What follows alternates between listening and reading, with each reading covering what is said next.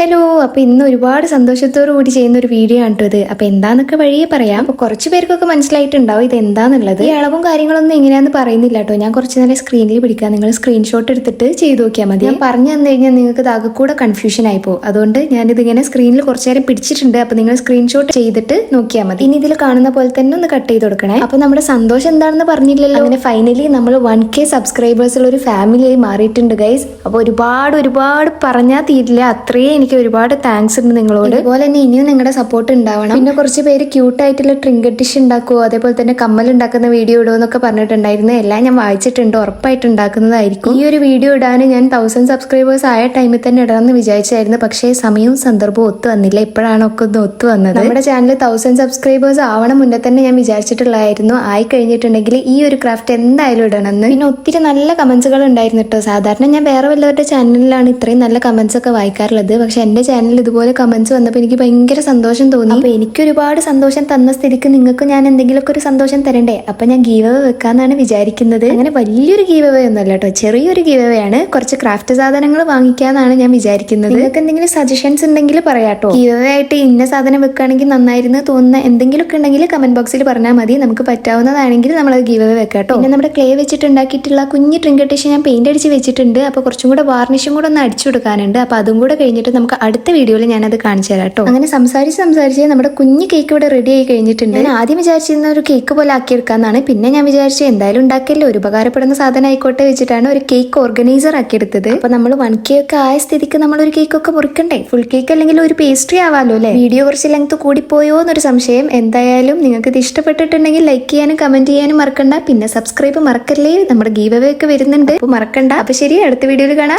By.